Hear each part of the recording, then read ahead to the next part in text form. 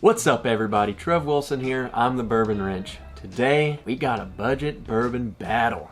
86 proof edition. What we're doing today, I just took a bunch of 86 proof bottles, ones that you can readily find, cheap as heck, you can get anytime.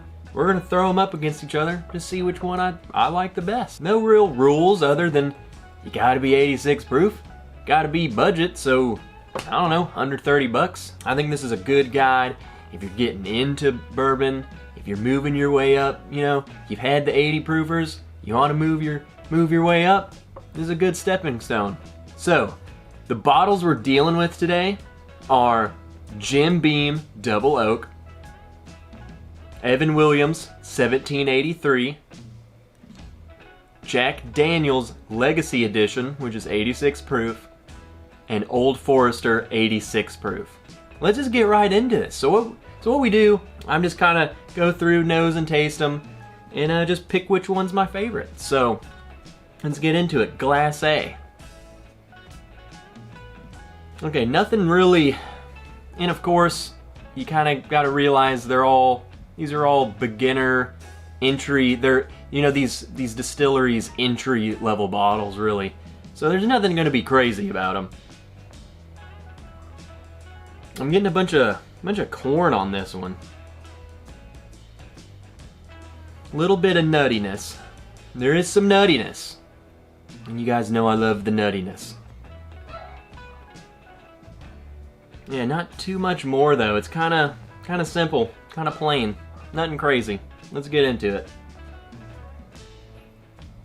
The corn is much more prevalent on the palate. It's really just kind of grainy. It's grainy, a lot of grain, a lot of corn, and a little bit of nuttiness coming in the back end. So a little bit of, you know, little barrel influence. There's a little char on the end there, but nothing crazy. This is pretty standard stuff, I would imagine. This is kind of just, this is bourbon. This is what bourbon is, a younger bourbon. That's my first pass through. We'll come back through them. I just want to get my overall impression of these first. So, all right, let's get into Glass B. Yeah,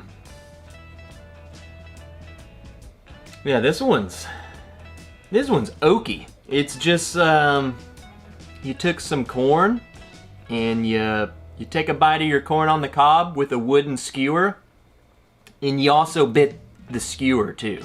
So you're getting a little bit of the corn and some of the wooden skewer.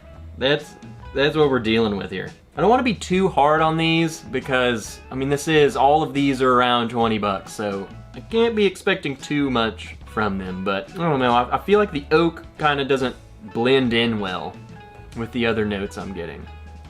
Let's get into the taste. Let's see if that translates to the palate.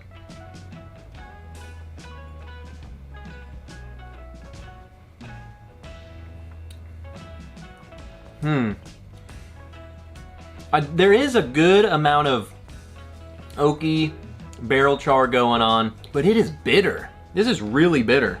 And I've gotten, you know, if you get some older, you know, Elijah Craig 18, stuff like that, the really oaky stuff gets bitter, but this is bitter in a not so good way. And then the finish just kind of ends. It's like bitter, bitter, bitter. It goes down, you don't feel it. And then everything stops, it disappears. Up front, on the front of the palate, I really like the oak that you get. It's the back of the palate where it just turns into something not very cohesive to me. It's like you're getting too much oak and not enough of everything else, and then it just leaves you bitter. So, I don't know. One's not really pushing my buttons. Let's get into C. There we go, baby. That's what I'm talking about. That's a good level char on there. Really vanilla, too. This is desserty. And dare I say banana? Yeah, it's kind of there. And not like a fresh peeled banana, okay? This isn't like I just took a banana and I opened it and I bite it. It's like if you take a banana what is it, banana bread, and you smell it, you're smelling everything else, and you're like, yeah, I can tell there's banana in that. That's this. That's what I'm talking about.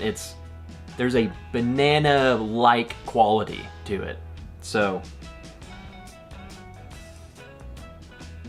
but yeah, this is dessert to me. This is vanilla, and the vanilla in the banana note that I get, or what I call banana, reminds me of some kind of dessert. I really, really like this. So far on the nose, at least, this is my favorite one.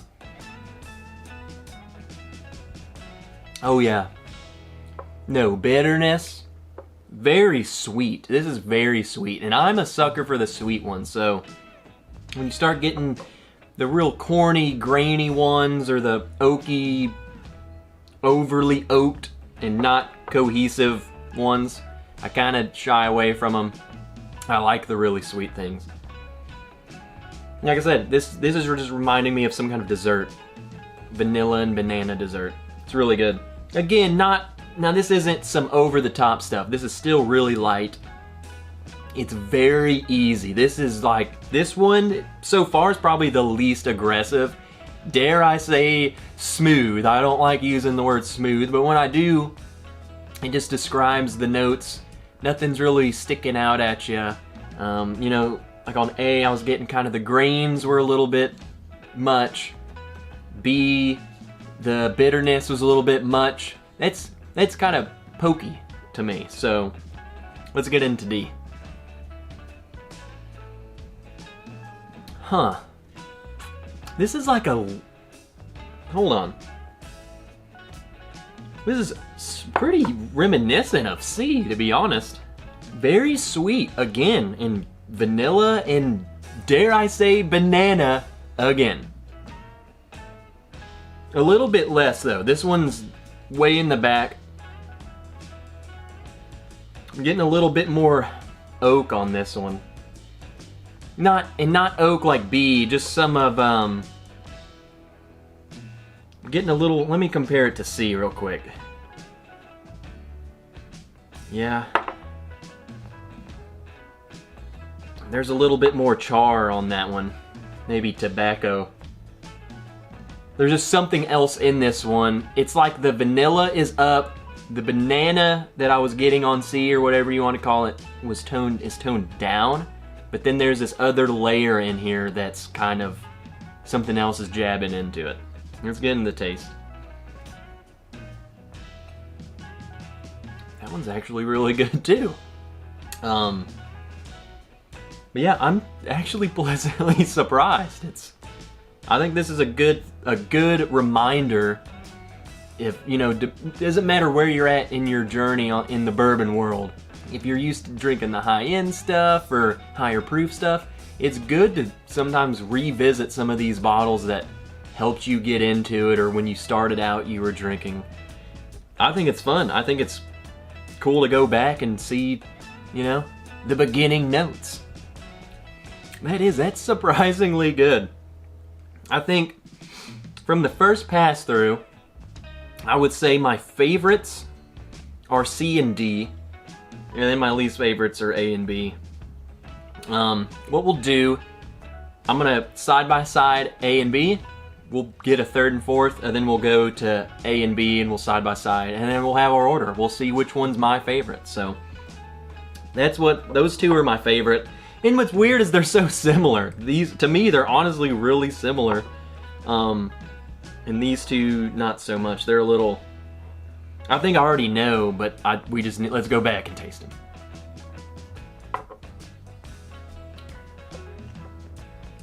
Yeah, that one's good. It's fine. There's just not a whole lot going on to me. I think that's a good one it would be a good starting point to kind of learn that distillery's flavor profile. This isn't aggressive, very approachable. Overall, I would just, it's fine. B.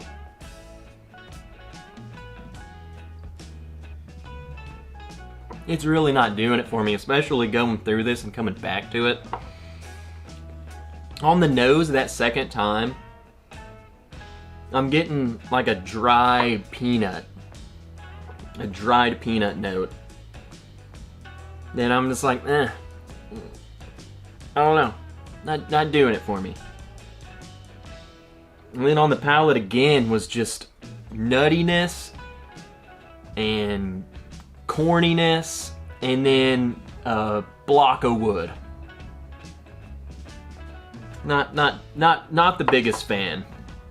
And I'm not saying it's necessarily bad. I've had these notes before in other products, so it kind of makes me think I know which one this is. Not gonna guess though. Not gonna guess. But I think I know what that one is, just because it's a flavor note that I get on a certain distillery that I don't particularly like. So, and then you add the over oak. Yeah, it's whatever. A beats that, so B is last place. Let's just be real. And then C is third. Let's get into B and A. Let's see B and A, C and D. Holy moly! What? All right, C. And I'm just gonna side by side it with D.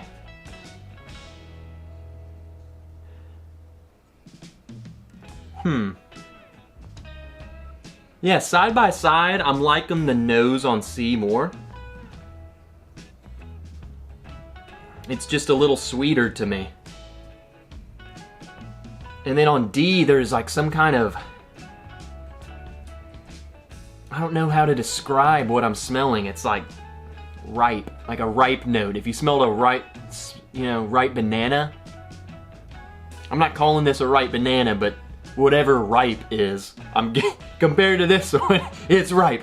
All right, let's do a side by side on the taste. Yeah, that's just plain good. Okay. Desserty. Easy and desserty. And D is like the dessert that C is, that you left out maybe for a day or two. And it kind of just, it's reminiscent of it, but it's turning a little bit. It's changing in ways that you're not sure of. It's still good, but compared to C, it's just not where it's at. So, there's my order. My order is B is last, A is third, D is second, and C is first. So, let's find out what they are, shall we? Okay, in glass B, which is fourth place, goes to Jim Beam Double Oak. I didn't want to guess earlier, but that's kind of what I was thinking of, because I was getting so much. It was so nutty and corny, and then the amount of oak, I figured it had to be that double oaking that was, the Jim Beam Double Oak. So I was kind of leaning, that's what I was thinking it was, just because none of the others even came close to the amount of oak that was on it. It would be interesting to put this up with like a Woodford Double Oak or 1910. I don't think it would come anywhere close to it. There's no telling how long they leave this in the second barrel compared to those other ones. It's the same color as these other ones. Whereas if you looked at some of the higher end double oak things, they are so dark. So they probably only put it in there for a little bit, just enough to get it oaky. So third place goes to glass A, and glass A is 17 Williams, huh? 1783 Evan Williams. Yeah, it's fine. That makes sense being Heaven Hill. I got a lot of that corn and it's fine. I think this is fine, especially if it's the cheapest one, and I would be happy with this. This is something, especially after having a couple pours and you just want to sit back and not think about what you're drinking. Yeah, this is totally fine. I think this is a good introduction to Heaven Hill's flavor profile. It's cheap. You get to learn what Heaven Hill's all about. And you're not gonna break the bank. It's fine. So, second place. Here we go. This is the one. I kind of had no idea between these two. They were pretty similar to me. I was getting similar notes. They were different, but I was getting a lot of similar notes. D was second place, and D goes to Jack Daniel's Legacy Edition. Now, I don't know what this Legacy Edition is. Like I said, I don't know. I think it's just a different labeling and a higher proof. I'm not entirely sure. Yeah, this one was actually pretty decent. I know Jack Daniel's, like the regular ones, it kind of gets a bad rap, but this is totally fine. This wasn't anything crazy. It's desserty. A little bit of banana, a little bit of that brown Foreman showing through, but yeah, that was totally fine. That's a shocker, to be honest. So that leaves first place, Glass C, Old Forester 86 proof, which, yeah, I really like this stuff. And it kind of makes sense because this was the only bottle of the flight today that I actually owned before this video. Every time I finish a bottle of it, I go buy another one. It's cheap, I really like it, it's easy and approachable, it's very desserty to me. I love it. It gives me the Old Forester flavor profile that I like without breaking the bank. I don't have to worry about drinking all of my 1920 too fast because I can have some 1920 and then I can come down to the 86 after it starts kicking in, you know? So, with that being said, that's it. That's my order. I still recommend you, even though I might not have given the double oak the best, you know, I wasn't raving about it. I still recommend to try these, especially if you're newer into this. Definitely recommend trying them. Go pick up a bottle or two of these and side by side them too. Learn the flavor profiles of the distilleries. Learn what they have to offer. Learn the differences. Try them all. See what you like. See what you don't like, and it'll help you along in your journey. So if you like what you see, hit the like button. If you want to support me, if you want to see more of this, hit the subscribe button. Hit the bell notification. I go live every Friday. Be notified when I go live. If you really like what you see, you can join the Patreon. Links in the description. I have merch down there. T-shirts, all kinds of stuff. That being said, I'll see you guys in the next video. Thanks for watching. So, we meet again, Patreons. You're still here, huh? That's crazy. I don't know. I have no idea what you're doing. I don't know what I'm doing. I'm kind of winging it. You're just kind of along for the ride. Couldn't be more thankful for you. I mean, look at you. Look at all of you. It's like there's so many of you. I didn't realize there were that many awesome people in this world. And how they all found me at once? I don't know. But you know what I do know? Is that I love you.